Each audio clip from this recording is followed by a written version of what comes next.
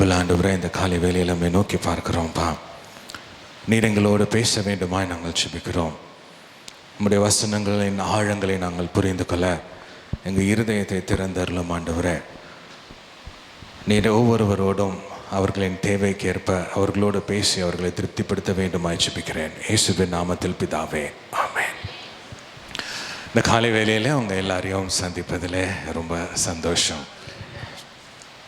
ஆண்டவராகிய இயேசு கிறிஸ்து ஊழியம் செய்ய ஆரம்பிக்கும் பொழுது, ஊழியம் செய்ய ஆரம்பித்து அவர் செய்த முதல் பிரசங்கம் மத்தேயு 4:17 இருக்கிறது. என்னவென்றால், மனம் திரும்புங்கள், பரலோக ராஜ்யம் சமீபமாய் இருக்கிறது என்று சொன்னார். என்ன சொன்னார்? முதல் பிரசங்கத்தில் மனம் திரும்புங்கள், பரலோக ராஜ்யம் சமீபமாய் இருக்கிறது. ஆண்டவராகிய இயேசு ஒரு ராஜ்யத்தை குறித்து அறிவித்து கொண்டே இந்த உலகத்திற்கு வந்து அவர் ஊழியத்தை ஆரம்பித்தார். He announced the kingdom. ஒரு ராஜ்யத்தை குறித்து அறிவித்து கொண்டு இந்த ராஜ்யத்தை துவங்க போகிறேன் என்று சொல்லி ஆண்டவர் ஊழியத்தை ஆரம்பித்தார். இந்த ராஜ்யம், அதாவது தேவனுடைய ராஜ்யம், அதற்கு ராஜா யார் என்றால் இயேசுதான் ராஜா. சரி, ராஜ்யம் என்றால் என்ன? இப்பொழுது நம்ம இருக்கிற இந்த நம்மளுடைய நாடு ராஜ்யமா? நம்மளுடைய நாடு ஒரு சுதந்திர நாடு, குடியரசு நாடு. ராஜா இல்லை, நம் மக்களால் தெரிந்தெடுக்கப்பட்டவர்கள் தான் ஆளுகை செய்கிறாங்க. ஆனால் ராஜ்யம் என்றால் பூட்டான் நாட்டில் வந்து ராஜ்யம் இருக்கிறது. ஏனென்றால் அங்கே ராஜா இருக்கிறாங்க. ராஜா என்ன சொல்றாங்களோ அது மாத்திரம்தான் அந்த இடங்கள்ல நடக்க வேண்டும். தேவனுடைய ராஜ்யத்தில் யாரு ராஜா? தேவன் தான் ராஜா. தேவன் என்ன சொல்லுகிறாரோ அதன்படி ராஜ்யத்தின் பிள்ளைகளாய் இருக்கிற நீங்களும் நானும் நடந்து கொண்டால் அந்த ராஜ்யம் செயல்படும். இன்னொரு முறை அந்த வசனத்தை பார்க்கலாம். மத்தேயு 4:17, மனம் திரும்புங்கள், பரலோக ராஜ்யம் சமீபமாக இருக்கிறது. என்ன மனம் திரும்புங்கள் அப்படின்னா என்ன அர்த்தம்னா, நீங்க போய்கொண்டு இருக்கிற வழிகளிலிருந்து திரும்பி ஏன் வழியா வாங்க என்று சொல்கிறார். நீங்க யோசித்து கொண்டிருக்கிற இந்த யோசனையை விட்டுவிட்டு நான் சொல்லுகிற சிந்தனையை சிந்திக்க வேண்டும் என்று விரும்புகிறார். ஏனென்றால் ராஜாவாகிய நான் வந்திருக்கிறேன், என் மூலமாக ஒரு ராஜ்யம் வந்திருக்கிறது. அந்த ராஜ்யத்தை ஆரம்பித்து வைத்திருக்கிறேன், துவங்கி வைத்திருக்கிறேன், என்னை பின்பற்றுங்கள் என்று சொல்லுகிறார். சரி, இந்த ராஜ்யத்தின் பிள்ளைகளாய் நீங்களும் நானும் இருக்கிறோம். அந்த ராஜ்யத்தின் பிள்ளைகள்னு எப்படி சொல்கிறோம்? அந்த ராஜ்யத்தில் பங்கெடுக்கணும்னா என்ன செய்ய வேண்டும் என்பதை வேதாகமம் நமக்கு தெளிவாக சொல்லுகிறது. ஆண்டவரும் தெளிவாக சொல்கிறார். என்ன சொல்கிறார்? மனம் திரும்புங்கள், பரலோக ராஜ்யம் சமீபமாக இருக்கிறது. மனம் திரும்பி நம்மளுடைய மனதை, நம்மளுடைய இருதயத்தை ஆண்டவரிடத்தில் ஒப்பு கொடுத்தால் நம் ராஜ்யத்தின் பிள்ளைகளாய் மாறுகிறோம். ஹல்லேலூயா, புரியுதுங்களா? மனம் திரும்பி நம் ஆண்டவரிடத்தில் நம்மளுடைய இருதயத்தை ஒப்பு கொடுத்தால் நாம் ராஜ்யத்தின் பிள்ளைகளாக மாறுகிறோம். யோவான் 3:5 நாம் பார்க்கலாம். யோவான் 3:5, ஒருவன் ஜலத்தினாலும் ஆவியினாலும் பிறவாவிட்டால் தேவனுடைய ராஜ்யத்தில் பிரவேசிக்க மாட்டான் என்று மெய்யாகவே உனக்கு சொல்கிறேன் என்று ஆண்டவர் நிக்கோதேமு கிட்ட சொல்றாரு. அப்பனா என்ன அர்த்தம்? நம்ம ஆண்டவராகிய இயேசு கிறிஸ்துவின் இரத்தத்தினால நாம் மீட்கப்பட்டு இருக்கிறோம். அப்பனா நீங்களும் நானும் நிச்சயமாகவே ராஜ்யத்தின் குடிமகன்கள் தான். ஹல்லேலூயா, புரியுதுங்களா? ராஜ்யத்தின் குடிமகன்கள் தான். இந்த குறைவில்லாத, அழிவில்லாத, நித்தியமான ராஜ்யம் தான் இந்த தேவராஜ்யம். அந்த தேவராஜ்யத்தை தான் ஆண்டவராகிய இயேசு கிறிஸ்து இனாகரேட் செய்திருக்கிறார். அவர் இந்த உலகத்திற்கு வந்து ஆரம்பித்து வைத்திருக்கிறார். ஆனா இந்த ராஜ்யம் உங்களுக்குள்ளும் எனக்குள்ளும் இருந்து செயல்பட வேண்டும் என்றால் இந்த ராஜ்யம் எப்படி செயல்படுகிறது என்பதை புரிய வேண்டும். புரியுதுங்களா உங்களுக்கு? இது கொஞ்சம் கஷ்டமான ஒரு டாபிக் தான், ஆனால் நீங்கள் நல்லா கவனிச்சிங்கன்னா ரொம்ப நல்லா புரியும். தேவனுடைய ராஜ்யம் எப்படி செயல்படுகிறது என்று உங்களுக்கும் எனக்கும் புரிஞ்சாதான் தேவனுடைய ராஜ்யத்துக்கு உள்ளே இருக்கிற நீங்களும் நானும் அதன்படி செய்தால்தான் முழுமையான ஆசீர்வாதத்தை நாம் பெற்றுக்கொள்ள முடியும். ஹல்லேலூயா. இயேசுதான் இந்த ராஜ்யத்திற்கு ராஜா, நாம் தான் குடிமக்கள். இந்த ராஜ்யம் கண்ணால பார்க்கக்கூடிய ராஜ்யம் அல்ல, நம் இருதயத்தில் இருந்து துவங்குகிற ஒரு ராஜ்யம். ஒரு நாள் வரும், அப்போ ஆண்டவராகிய இயேசு கிறிஸ்து ராஜாவாக நம் மத்தியிலே வருவார். நம் கண் காண அவரோடு கூட சேர்ந்து ஆட்சி செய்வோம். ஆனால் இப்போ இருக்கிற இந்த நொடியில ராஜ்யம் இருக்கிறது. எங்க இருக்கிறது என்றால் நம் இருதயத்திற்குள்ளே இருக்கிறது. அந்த ராஜ்யத்தின் கலாச்சாரம் என்ன? எப்படி இந்த ராஜ்யம் செயல்படுகிறது? நாம் எப்படி வாழ்ந்தால் இந்த ராஜ்யத்தின் ஆசீர்வாதத்தை பெற்றுக்கொள்ள முடியும். இந்த ராஜ்யத்தின் ரகசியங்கள் என்ன, அதைத்தான் நாம் இன்றைக்கு பார்க்க போகிறோம். மத்தேயு 5ஆம் அதிகாரம் 1-5. அவர் திரளான ஜனங்களை கண்டு மலையின் மேல் ஏறினார். அவர் உட்கார்ந்த பொழுது அவருடைய சீசர்கள் அவரிடத்தில் வந்தார்கள். அப்பொழுது அவர் தமது வாயை திறந்து அவர்களுக்கு உபதேசித்து சொன்னது என்னவென்றால், ஆவியில் எளிமையுள்ளவர்கள் பாக்கியவான்கள், பரலோக ராஜ்யம் அவர்களுடையது. துயரப்படுகிறவர்கள் பாக்கியவான்கள், அவர்கள் ஆறுதல் அடைவார்கள். சாந்த குணமுள்ளவர்கள் பாக்கியவான்கள், அவர்கள் பூமியை சுதந்தரித்துக் கொள்வார்கள். ஆமென். இந்த மத்தேயு 5ஆம் அதிகாரம் 6ஆம் அதிகாரம் 7ஆம் அதிகாரம் நம்ம படித்தோம் என்றால் மலை பிரசங்கத்தை பற்றி அங்க மத்தேயு எழுதி வைத்திருக்கிறார். இந்த உலகத்திலேயே சிறந்த பிரசங்கம் எது என்றால் இந்த மலை பிரசங்கம் தான். ரொம்ப அருமையான பிரசங்கம் இது. இன்று வரை கிறிஸ்தவர்கள் மாத்திரமல்ல, கிறிஸ்துவை அறியாதவர்களும் பின்பற்றுகிற போதனை என்றால் இந்த மலை பிரசங்கத்தில் இருக்கிற போதனைகள். இதில் ராஜ்யத்தின் கலாச்சாரம், அதாவது தேவனுடைய ராஜ்யத்தில் வாழ்கிற நீங்களும் நானும் என்ன கலாச்சாரத்தை நாம் பின்பற்ற வேண்டும், என்ன சட்டமைப்பை நாம் பின்பற்ற வேண்டும் என்று இங்கே அழகாக எழுதி வைத்திருக்கிறார். அதில் இருந்த அந்த 3 கலாச்சார வசனங்களை மாத்திரம் நாம் பார்க்க போகிறோம். எளிமையாக சொல்ல வேண்டும் என்றால் இந்த அதிகாரங்கள் முழுவதும் என்ன சொல்லுகிறது என்றால், ராஜாவை முழுவதுமாக நம்பி வாழ வேண்டும் என்று ஆண்டவர் இயேசு அழைக்கிறார். ராஜ்யத்தில் வாழுகிற நீங்களும் நானும், இயேசு ராஜாவாக இருக்கிறார், அவரை மாத்திரமே முழுமையாக நம்பி வாழ வேண்டும் என்று ஆண்டவர் விரும்புகிறார். அல்லேலூயா. 5ஆம் அதிகாரம் 3ஆம் வசனத்தை நாம் திரும்பி பார்க்கலாம். ஆவியில் எளிமையுள்ளவர்கள் பாக்கியவான்கள், பரலோக ராஜ்யம் அவர்களுடையது. எல்லாரும் பைபிள் எடுத்துக்கோங்களேன், எல்லாரும் பைபிள் எடுத்துக்கோங்க. மத்தேயு 5ஆம் அதிகாரம் எடுத்துக்கோங்க, 3வது வசனம் எடுத்துக்கோங்க. ஆவியில் எளிமையுள்ளவர்கள் பாக்கியவான்கள், பரலோக ராஜ்யம் அவர்களுடையது. என்னங்க இது ஆவியில் எளிமையுள்ளவர்கள்னா என்ன அர்த்தம்? கொஞ்சம் யோசிச்சு பாருங்க. 2 பேர் உடம்பு சரியில்லாம டாக்டர் கிட்ட போறாங்க. 2 பேர் உடம்பு சரியில்லாம டாக்டர் கிட்ட போறாங்க. முதல்ல இருக்கிற நபர் உடம்பு சரியில்லாம தான் இருக்கார். ஆனால் உள்ளே போயிட்டு அவர் சொல்கிறாரு டாக்டர் கிட்ட, டாக்டர் நான் ரொம்ப நல்லா இருக்கேன், என் உடம்பு ரொம்ப நல்லா இருக்கு, எனக்கு ஒன்றும் பிரச்சனை இல்லை அப்படின்னு சொல்கிறாரு. டாக்டர் ஏதாவது ட்ரீட்மெண்ட் கொடுப்பாருங்களா? இல்லை. 2வது மனிதன் உள்ள போய் சொல்கிறாரு, டாக்டர் எனக்கு உடம்பு சரியில்லை, எனக்கு ஏதோ பண்ணுது, எனக்கு நிச்சயமாகவே உங்கள் உதவி எனக்கு தேவைப்படுது, ஏதாவது பண்ணி எனக்கு காப்பாத்துங்க அப்படின்னு சொல்கிறாரு. உடனே டாக்டர் யாருக்கு ட்ரீட்மெண்ட் கொடுப்பா? இந்த 2வது நபருக்கு தான் டாக்டர் ட்ரீட்மெண்ட் கொடுப்பாங்க. கரெக்டுங்களா? ஆண்டவரே, என்னால் முடியலப்பா இந்த உலகத்தில் வாழ்வதற்கு, இந்த உலகத்தில் நான் வெற்றியுள்ள மனிதனாய் வாழ வேண்டும் என்றால் உம்முடைய கிருபை எனக்கு தேவை. ஆண்டவரே, நீர் என்னை மன்னிக்க வேண்டும், நீர் என்னை பலப்படுத்த வேண்டும், உம்முடைய இரக்கம் எனக்கு தேவை என்று முழுவதுமாக அவரை நோக்கி பார்க்கிறவர்கள் ஆவியில் எளிமையுள்ள மனிதர்கள். ஆவியில் எளிமையுள்ள மனிதர்கள் பாக்கியவான்கள், பரலோக ராஜ்யம் உங்களுடையது. லூக்கா 18ஆம் அதிகாரம் 9-14 2 பேரை பார்க்கிறோம். பரிசேயன் ஒருவனை பார்க்கிறோம், ஆயக்காரன் ஒருவனை பார்க்கிறோம். பரிசேயன் என்ன செய்கிறான்? உள்ள ஆலயத்துக்குள்ள நுழைந்து, ஆண்டவரே, நான் இவனை மாதிரி பாவி இல்லை, நான் ரொம்ப நல்லவன், என் ஜெபத்தை கேட்க வேண்டும் என்று சொல்கிறான். ஆனால் ஆயக்காரன், அதாவது டாக்ஸ் கலெக்டர், வரி வசூலிப்பவன், உள்ளே போய், ஆண்டவரே, நான் இங்கே நிற்பது உள்ள கூட போகல, வெளியே நின்று, ஆண்டவரே, உங்களுடைய ஆலயத்தில் பிரவேசிக்க கூட எனக்கு தகுதி இல்லை, ஆண்டவரே, என்னை நீங்கள் தான் நடத்தணும், என்னை நீங்கள் தான் காப்பாற்றணும், எனக்கு கிருபையா இரு ஆண்டவரே அப்படின்னு சொல்லி ஆண்டவரை பார்த்து கதறுகிறான். அவன்தான் ஆவியில் எளிமையுள்ள மனிதன். நீங்களும் நானும் எப்படி இருக்கிறோம்? இன்றைக்கு ஆவியில் எளிமையுள்ளவர்களாக இருக்கிறோமா?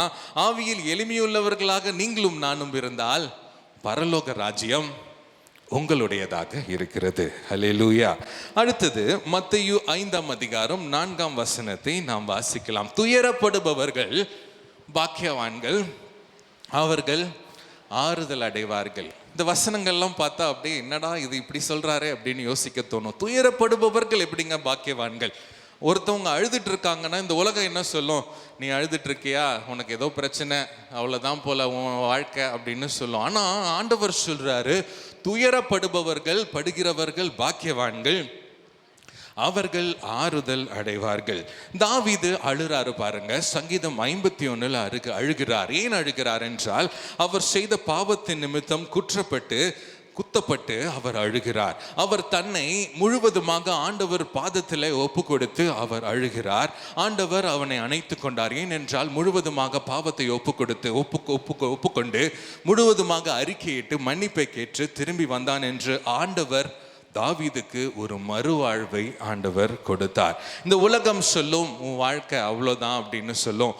சரி, கொஞ்சம் ட்ரை பண்ணு, அந்த அந்த அந்த உன்னோட குற்றத்தை விட்டு நீ கொஞ்சம் வெளியே வந்து வேற ஏதாச்சும் யோசி அப்படின்னு இந்த உலகம் சொல்லும். ஆனால் தேவனுடைய ராஜ்யம் சொல்கிறது, உடைக்கப்பட்ட நீங்கள் உங்களுடைய உடைக்கப்பட்ட இருதயத்தை ஆண்டவரிடம் கொண்டு வாருங்கள், அவர் உங்களை ஆறுதல் படுத்துவார். அது மாத்திரமல்ல, அவர் உங்களுக்கு மறுவாழ்வு கொடுத்து உங்களை தேற்றுவார் என்று வசனம் சொல்லுகிறது. துயரப்படுகிறவர்கள் பாக்கியவான்கள், அவர்கள் ஆறுதல் அடைவார்கள். அவரை மாத்திரம் நம்பும்படி இயேசுவின் ராஜ்யம் நம்மை அழைக்கிறது. யாரை மாத்திரம்? ராஜாவை மாத்திரம் நோக்கி பார்க்க வேண்டும். எந்த சூழ்நிலையிலும், எந்த பிரச்சனை வந்தாலும், அழுகையின் மத்தியிலும் யாரை நோக்கி பார்க்க வேண்டும்? ராஜாவை மாத்திரம் நோக்கி பார்க்க வேண்டும். அந்த அழுகை உங்க பாவத்தினால இருக்கலாம், அந்த அழுகை வேறொரு விதத்தினால, வேறொரு பிரச்சனையினால இருக்கலாம். ஆனா நீங்க ஆண்டவரை மாத்திரம் நம்பி ஆண்டவரையே நோக்கி பார்க்கும் பொழுது, ராஜாவையே நோக்கி பார்க்கும் பொழுது, துயரப்படுகிற நீங்கள் பாக்கியவான்களாய் இருப்பீர்கள். ஏனென்றால் ஆறுதல் அடைவீர்கள். ஹல்லேலூயா. பேதுரு 3 முறை ஆண்டவரை மறுதலித்தான். 3 முறை ஆண்டவரை அவர் முன்னாடியே மறுதலித்தான். ஆனா அவன் மனம் கசந்து அழுத பொழுது ஆண்டவர் அவனை ஏற்றுக்கொண்டார். துயரப்படுகிற நீங்கள் பாக்கியவான்கள், ஆறுதல் அடைவீர்கள். 5வது வசனத்தை நாம் வாசிக்கலாம். மத்தேயு, எல்லாரும் எடுத்துக்கோங்க. மத்தேயு 5:5. சாந்த குணமுள்ளவர்கள் பாக்கியவான்கள், அவர்கள் பூமியை சுதந்தரித்துக் கொள்வார்கள். எப்படிங்க இது? சாந்த குணமுள்ளவர்கள், அமைதியா இருக்கிறவங்க எப்படிங்க பூமியை சுதந்தரிக்க முடியும் அப்படின்னு நம்மளை யோசிக்க வைக்குது. நம்ம இந்த உலகத்தில் இருக்க மக்களை பார்த்தோம் என்றால், நாம் யாரை பெரியவர்கள், சிறந்தவர்கள் என்று யோசிப்போம் என்றால், சத்தமாக பேசுபவர்களை, கடன்னு பேசுறவங்க, இல்லைன்னா அதிகாரத்தோடு பேசுறவங்க, செல்வாக்கு மிகுந்தவர்கள், பணம் நிறைய வைத்திருக்கிறவர்களை நாம் என்ன சொல்லுவோம்? இவர் தான் வந்து தலைவர் அப்படின்னு நம்ம சொல்லுவோம். இவர் தான் பெரியவர் அப்படின்னு சொல்லுவோம். இவருக்கு தான் நிறைய விஷயம் தெரிஞ்சிருக்கு அப்படின்னு நம்ம சொல்லுகிறதற்கு அநேக வாய்ப்புகள் இருக்கிறது. ஆனால் தேவன் சொல்லுகிறார், மனிதனை அடக்குபவர்கள் பெரிய மனிதன் அல்ல. நல்லா யோசிங்க. மனிதனை அடக்கி வாழ்பவர்கள் பெரிய மனிதன் அல்ல. எந்த மனிதன் தேவனுக்கு முன்பாக தன்னை அடக்கி கொள்கிறானோ, அவர் கைகளுக்கு கீழே அடங்கி செயல்படுகிறானோ, அவன் தான் பூமியை சுதந்தரிப்பான். அல்லேலூயா. ஒத்துக்கிறீங்களா? இன்னொரு முறை சொல்லுகிறேன். எந்த மனிதன் மனிதனை அடக்கி வாழ்கிறானோ அவன் பெரிய மனிதன் அல்ல. எந்த மனிதன் சாந்த குணத்தோடு தேவனுக்கு அடங்கி வாழ்கிறானோ, அவர் சித்தத்தின்படி அவர் கைக்கு கீழே அடங்கி முழுமையாய் அர்ப்பணித்து வாழ்கிறானோ, அவன் என்ன செய்வான்? பூமியை சுதந்தரித்துக் கொள்வான். ஹல்லேலூயா. ஒரு சின்ன ஒரு யோசனையை யோசிச்சு பாருங்க. இங்க 2 குதிரை இருக்குன்னு வச்சுக்கோங்க. ஒரு குதிரை காட்டு குதிரை. என்ன குதிரை? காட்டுல இருந்து வந்திருக்க குதிரை, இங்க கட்டி போட்டு வச்சிருக்காங்க. இன்னொரு குதிரை நல்லா பயிற்சிவிக்கப்பட்ட குதிரை. உங்கள்கிட்ட எந்த குதிரை உங்களுக்கு வேணும், எந்த குதிரையை காசு கொடுத்து வாங்குவீங்க அப்படின்னு உங்கள்கிட்ட கேட்டா எந்த குதிரையை வாங்குவீங்க? பயிற்சிவிக்கப்பட்ட குதிரையை தான் வாங்குவீங்க. ஏன்னா அந்த காட்டு குதிரையை வாங்கினீங்கன்னா நீங்களே உயிரோடு இருக்க மாட்டீங்க, உங்களே எங்கேயாவது அடிச்சு போட்டு போயிடும். கரெக்டுங்களா? அதுதான் நம்ம யோசிக்க வேண்டிய விஷயம். மனிதனை அடக்குபவன் பெரிய மனிதன் அல்ல. சாந்த குணத்தோடு ஆண்டவருக்கு கீழ் அடங்கி வாழ்கிறவன் பூமியை சுதந்தரிப்பான். வேதாகமத்தில் 12ஆம் அதிகாரம் என்னாகமம் 12:3 இப்படியாக சொல்லுகிறது. என்னாகமம் 12:3 மோசேயை பற்றி ஆண்டவர் இப்படி சொல்றாரு பாருங்க. மோசேயானவன் பூமியில் உள்ள சகல மனிதரிலும் மிகுந்த சாந்த குணமுள்ளவனாயிருந்தான். எப்படி சொல்லுது பாருங்களேன். மோசே பூமியில் உள்ள சகல மனிதர்களும், அப்பனா எல்லாம் அந்த டைம்ல வாழ்ந்த எல்லாரிலும் இவருக்கு தாங்க சாந்த குணம் ரொம்ப அதிகமா இருந்துச்சு. ஆண்டவர் பார்த்தாரு, சாந்த குணமுள்ளவர்கள் பாக்கியவான்கள் பூமியை சுதந்தரிப்பார்கள். மோசே ஆண்டவருடைய கரத்திற்கு கீழே அடங்கி வாழ்ந்தான். அதனால மோசே என்ன செய்தான் என்றால், மோசே அந்த காலத்துல இருந்த சூப்பர் பவர் பெரிய ராஜ்யமாகிய எகிப்துல பார்வோனை சந்தித்து பார்வோனிடம் பேசி பார்வோனிடமிருந்து இஸ்ரவேல் ஜனங்களை அழகாய் வெளியே நடத்தி கொண்டு வந்தார். யார், எந்த ஒரு மனிதன் ஆண்டவருக்கு கீழே அடங்கி இருக்கிறானோ அவன் பூமியை சுதந்தரிப்பான். அல்லேலூயா. சாந்த குணமுள்ளவர்கள் பாக்கியவான்கள், அவர்கள் பூமியை சுதந்தரிப்பார்கள். இதே மாதிரி நீங்க படிச்சுக்கிட்டே போகலாம். மத்தேயு 5ஆம் அதிகாரம் 6ஆம் அதிகாரம் 7ஆம் அதிகாரம் நீங்க படிச்சுக்கிட்டே போனீங்க அப்படின்னா ராஜ்யத்தின் சுபாவம் எப்படிப்பட்டது, நீங்களும் நானும் தேவனுடைய ராஜ்யத்தில் இருக்கிறோம், எப்படி நாம் வாழ வேண்டும், என்ன கலாச்சாரத்தில் நாம் வாழ வேண்டும், எப்படி வாழ்ந்தால் ஆண்டவருக்கு பிரியம் என்று ரொம்ப அழகாக மத்தேயு 5, 6, 7 அழகாக சொல்லி இருக்கு. இதை நான் இப்படியே நிறுத்திவிட்டு அடுத்ததுக்கு போக போகிறேன். ஏனென்றால் நீங்க போய் வீட்டில் நீங்க வாசிச்சு நீங்க நிறைய கற்றுக்கொள்ள வேண்டும் என்று நான் விரும்புகிறேன். தேவனுக்கு சித்தமானால் திரும்பி நம்ம தேவனுடைய ராஜ்யத்தில் 5ஆம் அதிகாரம் 6ஆம் அதிகாரம் 7ஆம் அதிகாரம் என்ன சொல்லுது என்பதை நாம் பார்க்கலாம். இந்த உலகம் சொல்லும் பாருங்க, இந்த உலகம் என்ன பசி உங்களுக்கு இருக்கணும்னா வெற்றிக்கான பசி உங்களுக்கு இருக்க வேண்டும் என்று சொல்லும். ஆனா ஆண்டவர் சொல்றார், உங்களுக்கு நீதிக்கான பசி உங்களிடத்துல வேண்டும் என்று சொல்லுகிறார். இந்த உலகம் சொல்லும், பலிக்கு பழி வாங்கியே ஆகணும், ஒன்று உனக்கு தப்பாக செஞ்சுட்டானா நீயும் அவனுக்கு ஏதாவது ஒன்று செஞ்சிரு அப்படின்னு இந்த உலகம் சொல்லும். ஆனால் ஆண்டவர் சொல்லுகிறார், தேவனுடைய ராஜ்யம் சொல்லுகிறது, நீ மன்னித்து மறந்து விடு என்று சொல்லுகிறது.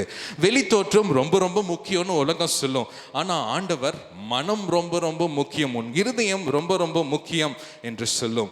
துன்பப்படுதல் தோல்வி என்று இந்த உலகம் சொல்லும், ஆனால் துன்பப்படுகிறது பாக்கியம் என்று ஆண்டவர் சொல்லுகிறார். இந்த ராஜ்யத்தின் கோட்பாடுகளின்படி இந்த ராஜ்யம் என்ன சொல்கிறதோ, இந்த ராஜ்யத்தின் கலாச்சாரத்தின்படி நீங்களும் நானும் வாழ்ந்தால் இந்த உலகத்திற்கு வெளிச்சமாக நாம இருப்போம். ஹல்லேலூயா.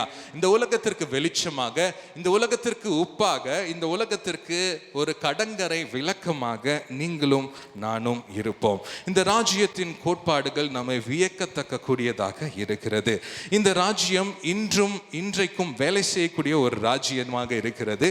இந்த ராஜ்யத்தின் ரகசியத்தை குறித்து நாம் பார்க்க போகிறோம். மத்தேயு 13ஆம் அதிகாரத்தில் எப்படி இந்த ராஜ்யம் வேலை செய்கிறது. சரி, இந்த ராஜ்யத்தின் கோட்பாடுகளை பார்த்தோம், இந்த ராஜ்யத்தின் கலாச்சாரங்களை பார்த்தோம், இந்த ராஜ்யம் எப்படி வேலை செய்கிறது என்று மத்தேயு 13ஆம் அதிகாரத்தில் ஆண்டவர் 8 உவமைகளை கொண்டு அழகாக இப்படி தான் ராஜ்யம் வேலை செய்கிறது என்று அழகாக எழுதியிருக்கிறார். நமக்கு நேரம் பத்தாது என்பதற்காக நம்ம 3 உவமைகளை மாத்திரம் நாம் பார்க்க போகிறோம். எப்படி ஒரு மனிதனுக்குள் இருந்து, ஒரு மனிதனுக்கு உள்ள இருந்து எப்படி இந்த ராஜ்யம் செயல்படுகிறது, அந்த மனிதனுக்கு உள்ள இருந்து எப்படி வளர்ந்து ஆசீர்வாதத்தை அந்த ராஜ்யம் பிறப்பிக்கிறது என்பதை அழகாக ஆண்டவர் மத்தேயு 13ஆம் அதிகாரத்திலே சொல்லி இருக்கிறார். ராஜ்யத்தின் ரகசியங்கள் எல்லாரும் எடுத்துட்டீங்களா? மத்தேயு 13ஆம் அதிகாரம். ஒரு கூட்டம் இருக்கிறது. ஆண்டவர் ஒரு படகுல உட்கார்ந்து அந்த கூட்டத்திற்கு நேராக உவமைகள் மூலம் பேசிக்கொண்டிருக்கிறார். மத்தேயு 13:10, 11, 12 நாம் வாசிக்கலாம். அப்பொழுது சீசர்கள் அவரிடத்தில் வந்து, ஏன் அவர்களோட ஓமைகளாக பேசுகிறீர் என்று கேட்டார்கள். அவர்களுக்கு அவர் பிரதியுத்தரமாக, பரலோக ராஜ்யத்தின் ரகசியங்களை அறியும்படி உங்களுக்கு அருளப்பட்டது, அவர்களுக்கோ அருளப்படவில்லை. உள்ளவன் எவனோ அவனுக்கு கொடுக்கப்படும், பரிபூரணமும் அடைவான். இல்லாதவன் எவனோ அவனிடத்தில் உள்ளதும் எடுத்துக்கொள்ளப்படும். அவர்கள் கண்டும் காணாதவர்களாயும் கேட்டும் கேளாதவர்களாயும் உணர்ந்து கொள்ளாதவர்களாயும் இருக்கிறபடியினால் நான் ஓமைகளாக அவர்களோட பேசுகிறேன். ஆமென். இங்க ஆண்டவராகிய இயேசு கிறிஸ்து சீடர்கள் கேட்குறாங்க, ஒரு உவமையை சொல்றாரு. அதுக்கப்புறம் சீடர்கள் கேட்குறாங்க, ஏன் ஆண்டவரே உங்ககிட்ட உவமைகளை கொண்டு பேசுகிறீர்கள் அப்படின்னு சொல்றாங்க. 11வது வசனத்தை பார்க்கலாம். அவர்களுக்கு அவர் பிரதியுத்தரமாக, பரலோக ராஜ்யத்தின் ரகசியங்களை அறியும்படி உங்களுக்கு அருளப்பட்டது. யாருக்கு அருளப்பட்டது?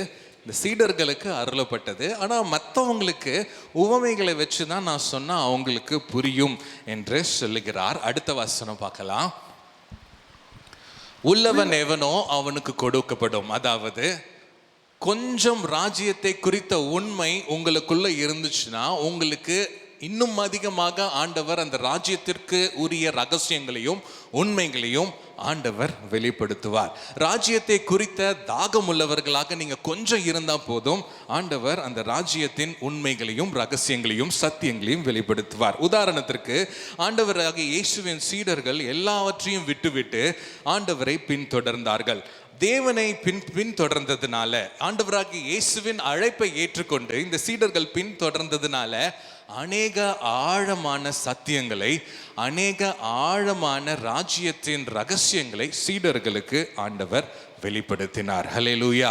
நீங்களும் நானும் எவ்வளவு தாகமுள்ளவர்களாக இருக்கிறோம். இந்த ராஜ்யத்தை குறித்து அறிந்து கொள்வதற்கு உங்களுக்கு கொஞ்சம் ஆர்வம் இருக்கிறதா? கொஞ்சம் தாகம் இருக்கிறதா? ஆர்வம் இருந்துச்சு அப்படின்னா ராஜ்யம் உங்களுக்குள்ள இருந்து வேலை செய்கிறதற்கு அநேக வாய்ப்புகள் இருக்கிறது. எவ்வளோ தாகமா இருக்கிறீங்க, தேவனுடைய வார்த்தையின் மேல எவ்வளோ கவனமாக இருக்கிறீங்க என்பது ரொம்ப ரொம்ப முக்கியம். முதலாவது ஒரு உவமையை நாம் பார்க்க போகிறோம்.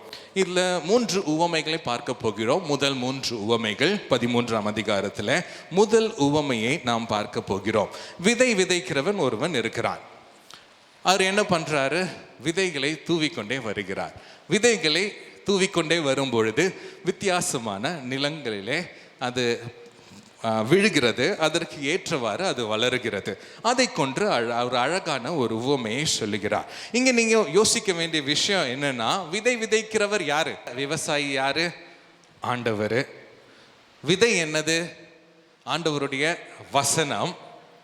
நிலம் என்னது? நம்மளுடைய இருதயம் என்பதுதான் நிலம். விவசாயி கிட்ட பிரச்சனை இல்லை, ஏன்னா விவசாயி ஆண்டவர். விதை விதைக்கிறவர் கிட்ட பிரச்சனை இல்லை, ஏன்னா ஆண்டவர் தான் விதை விதைக்கிறார், அவர்கிட்ட பிரச்சனை இல்லை.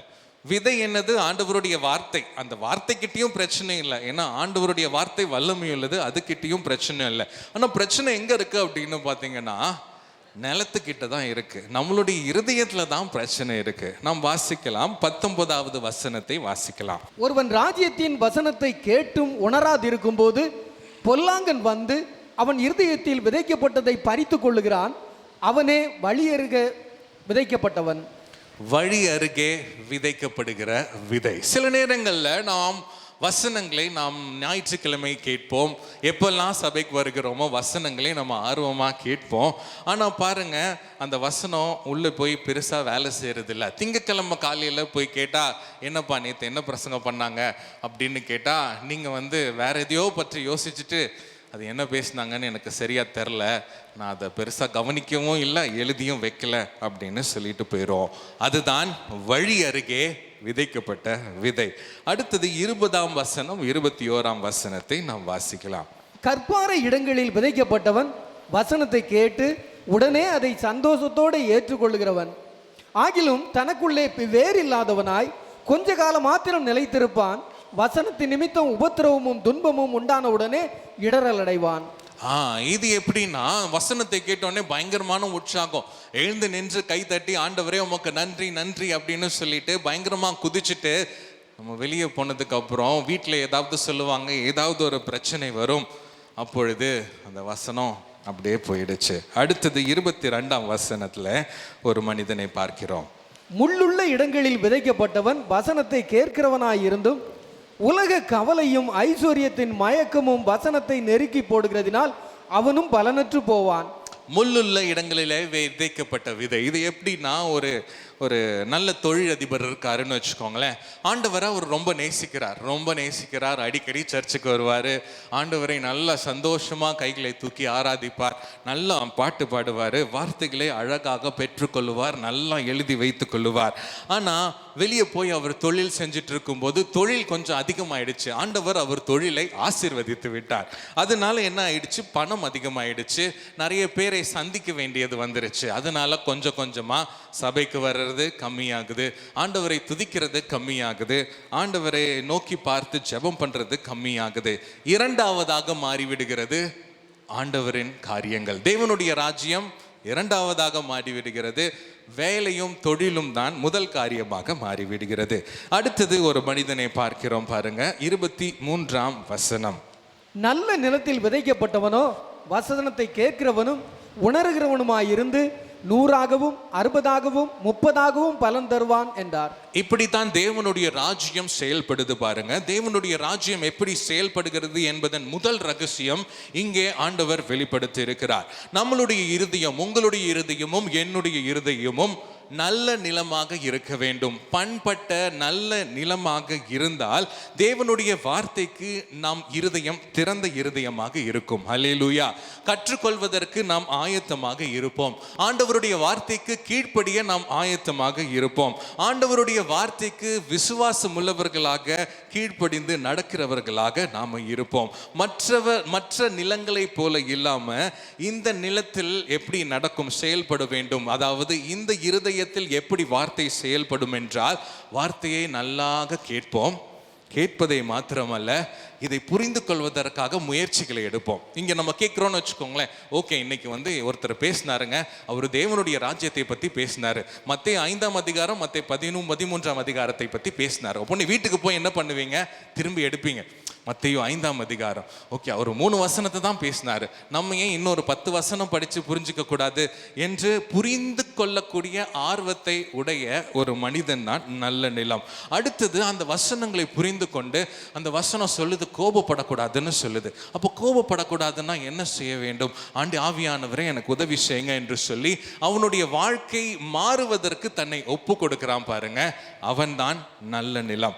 இதைத்தான் ஆண்டவருடைய ராஜ்யம், தேவனுடைய ராஜ்யம் உங்ககிட்டயோ என்கிட்டயோ எதிர்பார்க்கிறது. உங்களுடைய இருதயம், என் இருதயமும் நல்ல நிலமாக இருக்க வேண்டும். ஏனென்றால் அப்பதான் தேவனுடைய வார்த்தை உள்ளே போய் ஆழமாக விதைக்கப்பட்டு செயல்பட துவங்கும். எப்படி செயல்பட துவங்கும் பாருங்க. 23ஆம் வசனம் இன்னொரு முறை நாம் பார்க்கலாம். எப்படி செயல்பட துவங்குமா?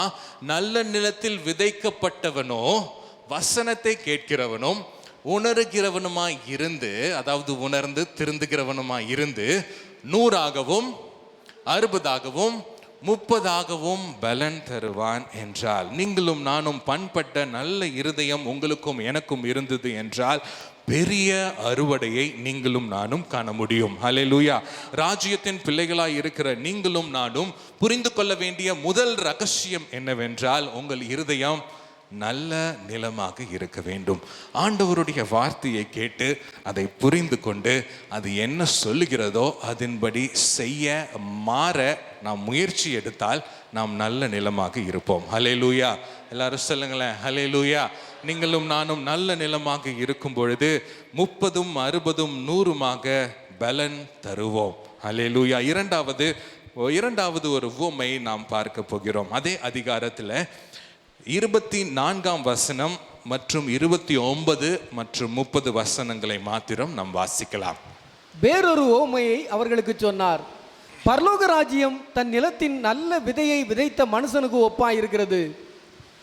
அதற்கு அவன், வேண்டாம், களைகளை பிடுங்கும் போது நீங்கள் கோதுமையையும் கூட வேரோடு பிடுங்காதபடிக்கு 2ஐயும் அறுப்பு மட்டும் வளர விடுங்கள். அறுப்பு காலத்தில் நான் அறுக்கிறவர்களை நோக்கி, முதலாவது களைகளை பிடுங்கி அவைகளை சுட்டரிக்கிறதற்கு கட்டுகளாக கட்டுங்கள், கோதுமையையோ என் களஞ்சியத்தில் சேர்த்து வையுங்கள் என்பேன் என்று சொன்னான் என்றார். இங்க என்ன நடக்குது அப்படின்னா, ஒரு நல்ல நிலத்துல விதைக்கிறார். நல்ல விதைகளை விதைத்து போய்விடுகிறார். ஆனா ராத்திரியில யாரு வரா அப்படின்னா, எதிரியானவன் வருகிறான். சாத்தான் தேவையில்லாத கலைகளை விதைத்து விட்டு போய்விடுகிறான். இந்த கோதுமை போலவே இந்த தேவையில்லாத காரியங்களும் முளைத்து வருகிறது.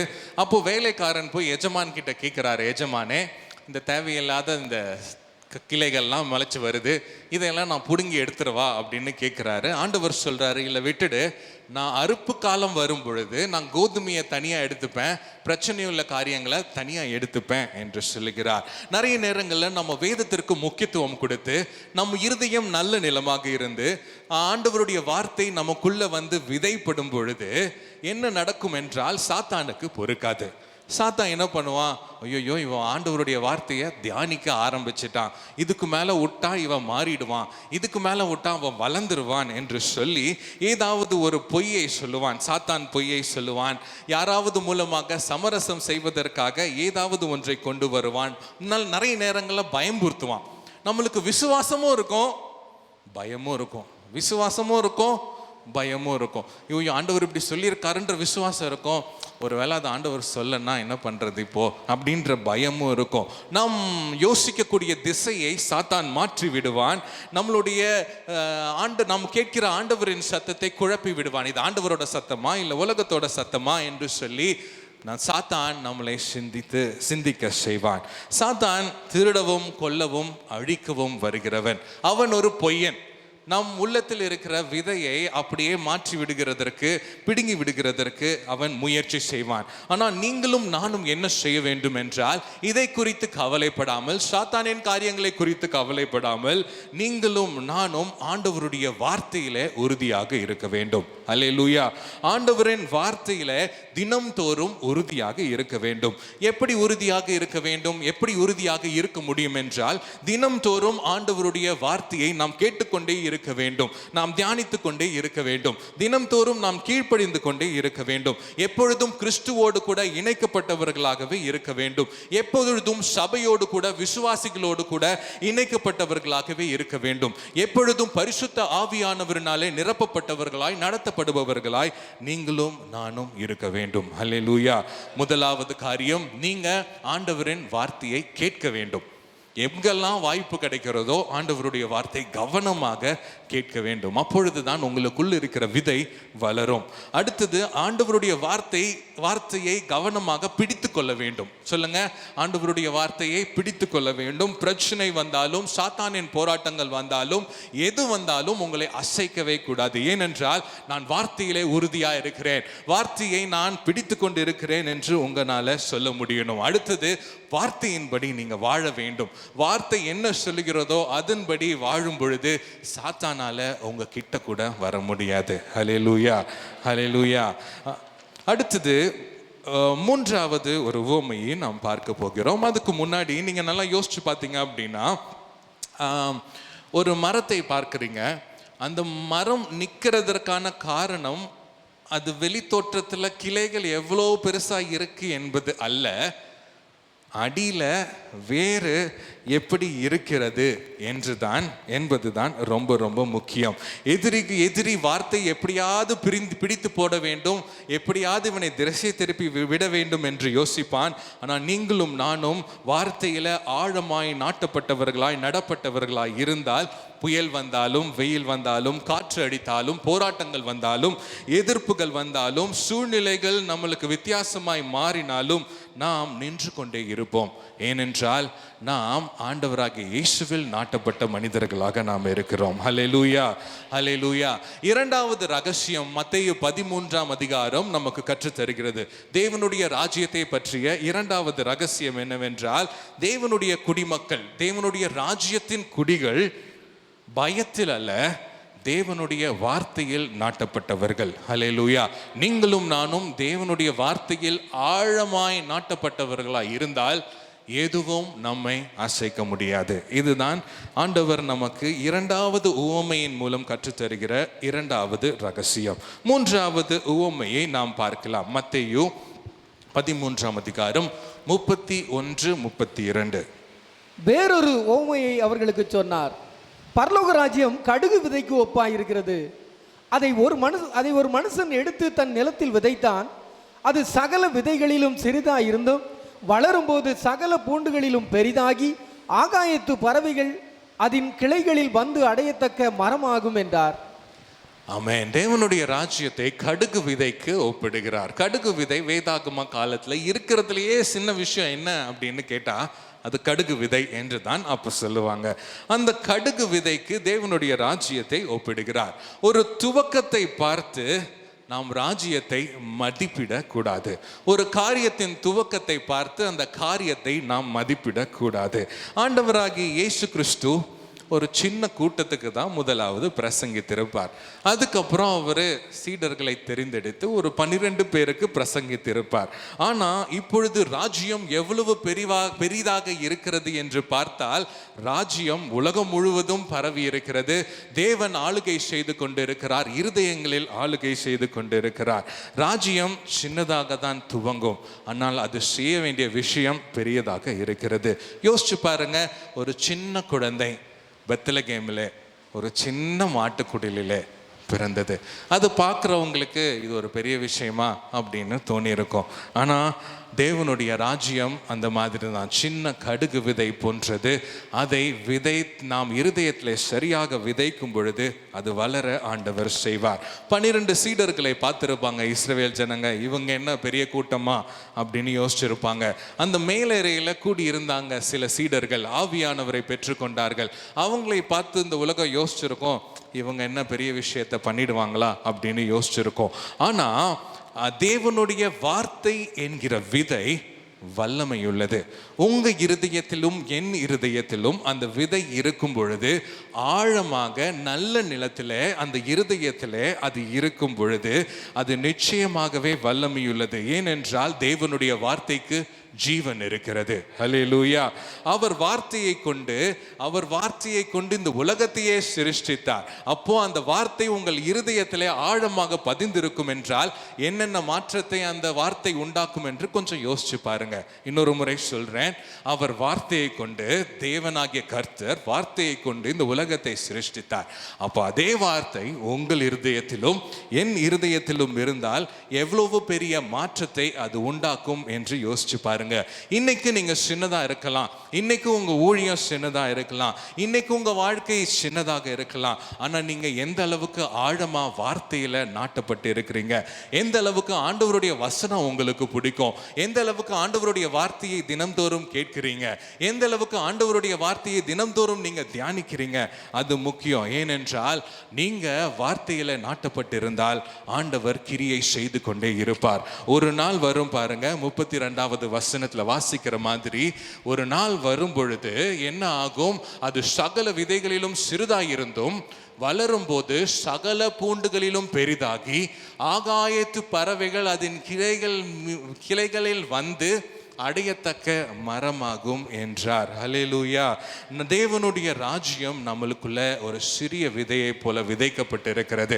அந்த விதை நல்ல நிலத்தில் விதைக்கப்பட்டு இருக்கும் பொழுது அது ஒரு பெரிய ஆசீர்வாதத்தை உங்களுக்கு கொண்டு வரும். நீங்க ஒரு அடைக்கல பட்டணமாய் மாறுவீங்க. நீங்க உங்களுக்கு மாத்திரம் ஆசீர்வாதம் அல்ல, உங்கள் குடும்பத்திற்கு மாத்திரம் ஆசீர்வாதம் அல்ல, சகல ஜனங்களுக்கும் ஆசீர்வாதமாய் உங்களை ஆண்டவர் மாற்றுவார்.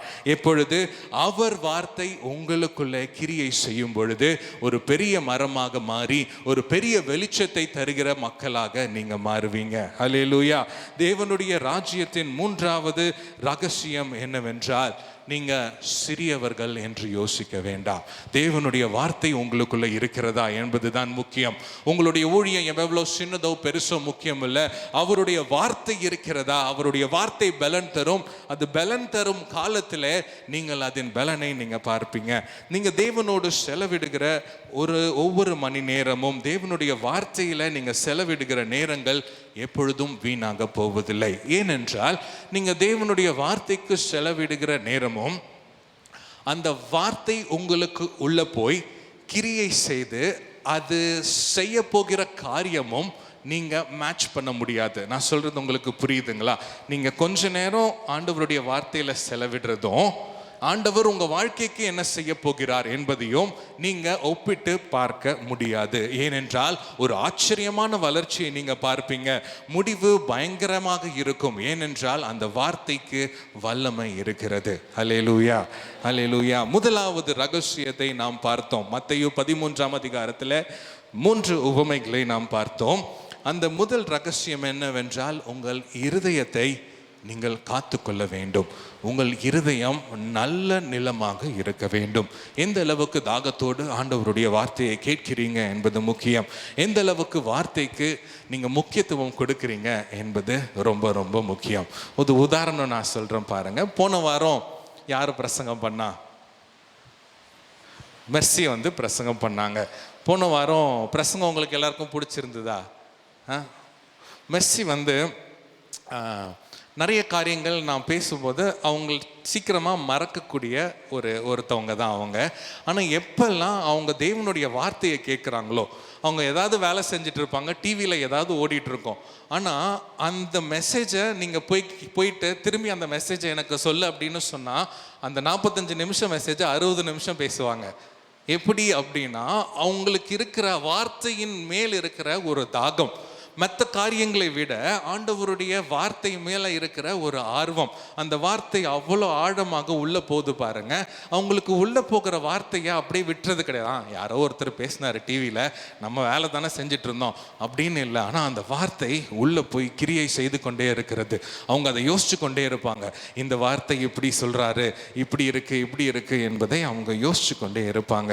அதே மாதிரி தான் உங்களுடைய இருதயமும் என்னுடைய இருதயமும் நல்ல நிலமாக, பண்பட்ட நிலமாக நம்மளுடைய இருதயம் இருக்க வேண்டும். ஏன்னா அப்பதான் தேவனுடைய ராஜ்யம் வளர முடியும். அல்லேலூயா. அதுதான் முதல் ரகசியம், ஆண்டவராகிய இயேசு நமக்கு கற்றுத்தருகிற முதல் ரகசியம். இரண்டாவது ரகசியம் என்னவென்றால், நாம பார்த்தோம், நம்ம பயப்பட வேண்டிய அவசியம் இல்லை. ஏன்னா ராஜ்யத்தில் ராஜா பார்த்து கொள்ளுவார். அல்லேலூயா. நீங்க ஆண்டவருடைய வார்த்தை உங்களுக்குள்ள இருக்கிறதுனால அதற்கு முக்கியத்துவத்தை கொடுங்க. அது வளர்வதற்கான காரியங்களை நீங்க செய்யுங்க. நீங்க எதிரியை குறித்து பயப்பட வேண்டிய அவசியம் இல்லை. சாத்தானின் குறித்தோ சாத்தானின் தந்திரத்தை குறித்தோ நீங்க பயப்பட வேண்டிய அவசியம் இல்லை. ஏனென்றால் அதை ராஜா பார்த்து கொள்வார். அல்லேலூயா. மூன்றாவது ரகசியம், துவக்கம் எவ்வளவு சிறிதாக இருந்தாலும் அதை பற்றி கவலைப்படாதீங்க. தேவனுடைய வார்த்தை வல்லமையுள்ளது. நிச்சயமாகவே அது பெரிய காரியங்களை செய்யும். ஹல்லேலூயா. தேவனுடைய ராஜ்யம் துவங்கி விட்டது என்று மத்தேயு 4ஆம் அதிகாரம் 17ஆம் வசனத்திலே சொன்னார். என்ன சொன்னார்?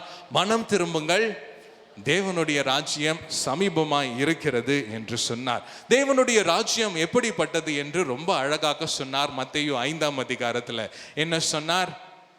துன்பப்படுகிறவர்கள், துயரப்படுகிறவர்கள் பாக்கியவான்கள், அவர்கள் ஆறுதல் அடைவார்கள் என்று சொன்னார். சாந்த குணமுள்ளவர்கள் பாக்கியவான்கள், அவர்கள் பூமியை சுதந்தரிப்பார்கள் என்று சொன்னார். இன்னொன்று என்று சொன்னார். 3வது வசனத்தை நாம் தியானித்தோம். ஆவியில் எளிமையுள்ளவர்கள் பாக்கியவான்கள், பரலோக ராஜ்யம் அவர்களுடையது என்று சொன்னார். எப்படி ராஜ்யத்தில் நாம் செயல்பட வேண்டும், எப்படி வாழ வேண்டும் என்று அழகாக 5ஆம் அதிகாரம், 6ஆம் அதிகாரம், 7ஆம் அதிகாரத்தில் ஆண்டவராகிய இயேசு நமக்கு அழகாக கற்றுக் கொடுத்தார். இந்த ராஜ்யத்தின் கோட்பாடுகளின்படி, இந்த ராஜ்யம் நமக்கு கற்றுத்தருகிற காரியங்களின்படி நாம் வாழும் பொழுது உங்கள் இருதயத்திலே ராஜ்யம் வளரும். உங்களோடு கூட சேர்ந்து உங்கள் குடும்பத்திலும் அந்த ராஜ்யம் வெளிப்படும். உங்கள் சூழ்நிலைகள் வித்தியாசமாக மாறும். ஆண்டவர் அண்டை நீங்கள் அநேகரை கூட்டி கொண்டு வருகிற வெளிச்சமாக, உப்பாக நீங்க மாறுவீங்க. ஒரு நாள் வரும், அப்பொழுது ஆண்டவராகிய இயேசு கிறிஸ்துவை ராஜாவாக இந்த உலகத்திலே நாம சந்திப்போம். அந்த ராஜாவோடு கூட சேர்ந்து பல ஆண்டுகள் அவரோடு சேர்ந்து அவருடைய ராஜ்யத்திலே நாம் ஆளுகை செய்வோம். மத்தேயு 13ஆம் அதிகாரத்தில் 8 உவமைகள் இருக்கிறது. நீங்க வீட்டுக்கு போய் படிச்சு பாருங்க. நாம 3 உவமைகள் தான் பார்த்தோம். நான் வீட்டுக்கு போய் இந்த 3ஐ தாண்டி 4, 5, 6, 7, 8ஐயும் நீங்க படிச்சு பார்த்தீங்க அப்படின்னா பரலோக ராஜ்யம் எப்படிப்பட்டது என்பதை ரொம்ப அழகாக நீங்க புரிந்து கொள்ள முடியும். ஹல்லேலூயா. அந்த ராஜா, நம்ம தேவனின் ராஜ்யத்தை அறிமுகப்படுத்தின இயேசு ராஜா நம்ம மத்தியிலே இருக்கிறார்.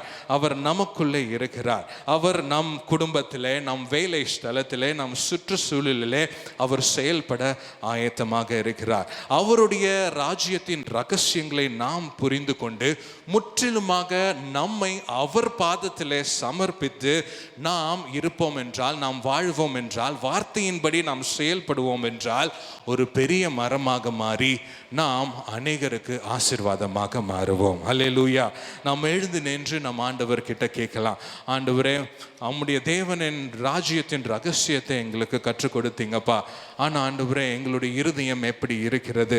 எங்களுடைய இருதயம் உமக்கு சொந்தமானது. ஆண்டவரே, நீங்க தான் என்னுடைய இருதயத்தை ஆளுகை செய்ய வேண்டும். என் மூலம் நீங்க செயல்பட வேண்டும். என் மூலம் உம்முடைய ராஜ்யம் இந்த உலகத்தில் வர வேண்டும். ஆண்டவரே, என் வாழ்க்கையின் மூலம் ஆண்டவரே, என் குடும்பத்தில் உம்முடைய ராஜ்யம் கட்டப்பட வேண்டும். என் வாழ்க்கையின் மூலம், என் மூலம் எங்க சபையில் உம்முடைய ராஜ்யம் கட்டப்பட வேண்டும், பெருக வேண்டும் என்று அப்படியே கண்களை மூடி நாம் கேட்கலாமா? அப்படியே கண்களை மூடுவோம். கண்களை மூடி கைகளை உயர்த்தி, அன்புள்ள ஆண்டவரே, உமக்கு நன்றி செலுத்துகிறோம். ஆண்டவரே, மனம் திரும்புங்கள், பரலோக ராஜ்யம் சமீபமாய் இருக்கிறது என்று சொல்லி ஒரு ராஜ்யத்தை ஆரம்பித்துட்டு போயிருக்கீங்க ஆண்டவரே. அந்த ராஜ்யம் ஒரு பெரிய ராஜ்யம். அந்த ராஜ்யத்தின் ரகசியங்களையும் அந்த ராஜ்யத்தின் கோட்பாடுகளையும் அந்த ராஜ்யத்தின் கலாச்சாரங்களையும் நாங்கள் பார்க்க எங்களுக்கு உதவி செய்தீங்க. உமக்கு நன்றி செலுத்துகிறோம் ஆண்டவரே. மத்தேயு 5ஆம் அதிகாரத்தில் நாங்கள் பார்த்த மாதிரி நாங்கள் ஆவியில் எளிமையுள்ளவர்களாக இருக்க எங்களுக்கு உதவி செய்யுங்க ஆண்டவரே. எல்லாரும் கேட்கலாமா? கைகளை உயர்த்தி, ஆண்டவரே நாங்கள் எங்கள் குறைகளை ஒற்றுக்கொள்ள வேண்டுமாப்பா. எங்களால் என்ன முடியாது என்று எங்களுக்கு தெரியணும்பா. எதுவுமே முடியாது, நீர் இருந்தால் தான் காரியங்களை வாய்க்க பண்ணுவீர் என்பதை நாங்கள் ஒத்துக்கொள்ள வேண்டும். உம்முடைய கிருபை எங்கள் வாழ்க்கைக்கு எவ்வளவு அவசியம் என்பதை நாங்கள் கண்டிப்பாக உணர வேண்டும் ஆண்டவரே. அதன்படி எங்கள் இருதயத்தை நீர் பக்குவப்படுத்த வேண்டுமாய் நாங்கள் ஜெபிக்கிறோம் ஆண்டவரே. எங்களுக்கு உம்முடைய மன்னிப்பு வேண்டும், எங்களுக்கு உம்முடைய பலன் வேண்டும், எங்களுக்கு உம்முடைய இரக்கம் வேண்டும் என்பதை எங்களுக்கு நீங்கள் கற்றுக் கொடுத்திருக்கீங்கப்பா. அதற்கு ஏற்ற இருதயத்தை எங்களுக்கு கொடுங்க ஆண்டவரே. நாங்கள் பாவம் செய்யும் பொழுது, நாங்கள் குற்றத்தில் இருக்கும் பொழுது உம்மை நோக்கி பார்க்க எங்களுக்கு உதவி செய்யுங்க. துயரப்படுபவர்கள் பாக்கியவான்கள்னு சொல்லியிருக்கீங்க, அவர்கள் ஆறுதல் அடைவாங்கன்னு. நீர் கொடுக்கிற ஆறுதலை வேறொருவரும் கொடுக்க முடியாது ஆண்டவரே. நாங்கள் உம்மை மாத்திரம் எங்கள் கஷ்டத்தில் நோக்கி பார்க்கிற மனிதர்களாக நீர் எங்கள் இருதயத்தை மாற்ற வேண்டுமா நாங்கள் ஜெபிக்கிறோம் ஆண்டவரே. சாந்த குணமுள்ளவர்கள் பாக்கியவான்கள்னு நாங்கள் பார்த்தோம் ஆண்டவரே.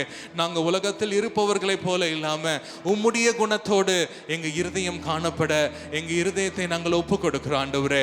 எங்கள் இருதயத்தில் நீர் வரணும், உம்முடைய குணங்கள் வெளிப்படணும் ஆண்டவரே. உம்முடைய குணங்கள் வெளிப்படும் பொழுது நீர் எங்களுக்கு கொடுக்கிற ஆசீர்வாதங்கள் பெரியதாய் இருக்கும். அதற்காய் நன்றி செலுத்துகிறோம். நீர் எங்களுக்கு 3 ரகசியங்களை நீங்க கற்றுக் கொடுத்தீங்கப்பா. அந்த 3 ரகசியங்களுக்காய் உமக்கு நன்றி செலுத்துகிறோம். நாங்க வழி அருகே விதைக்கப்பட்ட விதை எல்லாம் ஆண்டவரே, நல்ல நிலத்தில் விதைக்கப்பட்ட விதையை போன்ற எங்கள் இருதயம் இருக்க வேண்டும்.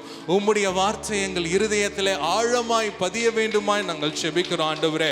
உம்முடைய வார்த்தையை நாங்கள் கேட்கிறவர்களாய் மாத்திரமல்ல, அதை புரிந்து கொண்டு அதன்படி செயல்படுகிறவர்களாய் இங்க இருக்கிற ஒவ்வொருவரையும் நீர் மாற்ற வேண்டுமாய் நாங்கள் ஜெபிக்கிறோம் ஆண்டவரே.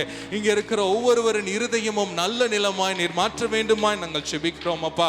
சாத்தான் சொல்லுகிற பொய்களுக்கும், சாத்தான் கொண்டு வர சமரசத்திற்கும், சாத்தான் கொண்டு வர பயத்திற்கும் நாங்கள் எதற்கும் அசையாம உம்முடைய வார்த்தையில உறுதியாய் தரித்திருக்கிற மக்களாய், மனிதனாய், மகளாக, மகனாக நாங்கள் இருக்க எங்களுக்கு நீர் உதவி செய்ய வேண்டுமாய் நாங்கள் ஜெபிக்கிறோம் ஆண்டவரே. காற்று அடித்தாலும், புயல் அடித்தாலும், பிரச்சனைகள் வந்தாலும், போராட்டங்கள் வந்தாலும், எதிர்ப்புகள் எங்களை சூழ்ந்து இருந்தாலும் உம்முடைய வார்த்தையை மாத்திரம் நாங்கள் நம்பி இருக்க நீர் எங்களுக்கு உதவி செய்ய வேண்டுமா நாங்கள் ஜெபிக்கிறோம் ஆண்டவரே. நாங்கள் ஒரு சிறு கூட்டத்தை போல என்று இருக்கலாம், ஆனால் உம்முடைய வார்த்தை எங்களுக்குள்ள வரும் பொழுது அது ஒரு பெரிய காரியத்தை செய்யும், அது ஒரு பெரிய அசைவை ஏற்படுத்தும். எப்படி மேல் வீட்டு அறையில உம்முடைய ஆவியானவர் இறங்கி வந்தாரோ அதே போல எங்க உள்ளங்களிலே எங்களுக்குள்ளே நீர் இறங்கி வரும் பொழுது ஒரு பெரிய அசைவை நீங்கள் ஏற்படுத்த முடியும் என்று நாங்கள் விசுவாசிக்கிறோம் ஆண்டவரே. உம்முடைய ராஜ்யம் வருவதாக, எங்க இருதயத்துக்குள்ள வருவதாக, அதிலிருந்து எங்க குடும்பம், எங்க சூழ்நிலைகள், எங்கள் வீடு, எங்க சபை, எங்க பட்டணம் மாறுதல் அடைவதாக என்று நாங்கள் ஜெபிக்கிறோம் அப்பா. அன்புள்ள ஆண்டவரே, இன்னைக்கு நன்றி செலுத்துகிறோம். இந்த காலை வேளையில நீர் எங்களோட பேசுனீங்க, அதற்காக நன்றி. இங்க வந்திருக்கிற ஒவ்வொருவரையும் நீ தொட வேண்டுமா நாங்கள் ஜெபிக்கிறோம். ஒவ்வொருவருடைய இருதயமும் ஒரு பண்பட்ட நல்ல நிலமாக மாறுவதாக, உம்முடைய வார்த்தையை கேட்டு அதன்படி யோசித்து அதன்படி நடக்கிற இருதயமாக இங்க இருக்கிற ஒவ்வொரு இருதயத்தையும் நீர் மாற்றுவீராக. ஒரு இருதயமும் கடினமான இருதயமா இருக்கக்கூடாதுப்பா. எல்லா கடினத்தன்மையும் நீர் எடுத்து போடும்படியாக நான் ஜெபிக்கிறேன் ஆண்டவரே. உம்முடைய ஆவியானவர் இப்பொழுது இங்க இருக்கிற ஒவ்வொருவரையும் தொடுவீராக. தொட்டு ஆண்டவரே, எல்லா கடினத்தையும், எல்லா கற்களையும், எல்லா முட்களையும் நீர் எடுத்து போடுவீராக. உம்முடைய ராஜ்யத்தின் வார்த்தை அவர்களுக்குள்ளே இருந்து அது வளரும்படியாக நீர் உதவி செய்யும். நாங்கள் எது வந்தாலும் நாங்கள் அசைக்கப்பட போவதில்லை ஆண்டவரே. ஏனென்றால் நீர் எங்க கூட இருக்கிறீங்க. எல்லாரும் சொல்லலாம், ஆண்டவரே நீர் எங்க கூட இருக்கிறீங்க. எதிரிகள் வந்தாலும், பிரச்சனைகள் வந்தாலும் நாங்கள் அசைக்கப்பட போவதில்லை. எதுவும் எங்களை அசைக்காது, எதுவும் உங்களுடைய அன்பை விட்டு எங்களை பிரிக்காது ஆண்டவரே. ரிபானா தானா ஷேகரே துராபாதா ரகாபாதானா தீரமானா ஷரபாகா. கைகளை தட்டி ராமாதானா மகராதானா மஷிரபெகே துராபா. நீர் எங்கள் மத்தியில் இருக்கிறீர். உமக்கு நன்றி ஆண்டவரே. எல்லா கடினத்தையும் எடுத்து போடுகிறீர், கரடான பாதைகளை எடுத்து போடுகிறீர். நல்ல விதையாக, நல்ல இருதயமாக எங்கள் இருதயங்களை நீர் மாற்றுகிறீர். உமக்கு நன்றி செலுத்துகிறோம் ஆண்டவரே. நாங்கள் சிறியவர்களாக இருந்தாலும் எங்களுக்குள்ள நீர் இருக்கிறீர், நீர் பெரியவராக இருக்கிறீர். உம்முடைய வார்த்தை வல்லமை உள்ளது ஆண்டவரே. அதை நாங்கள் விசுவாசிக்கிறோம், அதை நாங்கள் ஏற்றுக்கொள்கிறோம். நீர் எங்களுக்குள்ளிருந்து செய்ய போகிற காரியம் பெரிதா இருக்கிறதற்காக உமக்கு நன்றி செலுத்துகிறோம். இயேசு நாமத்தில் ஜெபிக்கிறோம் நல்ல பிதாவே, ஆமென், ஆமென். எல்லாரும் சேர்ந்து சொல்லலாம், என் ஆத்துமாவே ஆத்துமாவே கர்த்தரை ஸ்தோத்திரி. நம்முடைய கர்த்தராகிய இயேசு கிறிஸ்துவின் கிருபையும் பிதாவாகிய தேவனுடைய அன்பும் பரிசுத்த ஆவியானவரின் அந்யோன்ய ஐக்கியமும் நாம் அனைவரோடும் கூட இன்றும் என்றும் ஆண்டவருடைய வருகை மட்டும் நிலைத்திருப்பதாக. ஆமென், ஆமென். ஹல்லேலூயா, ஹல்லேலூயா, ஹல்லேலூயா.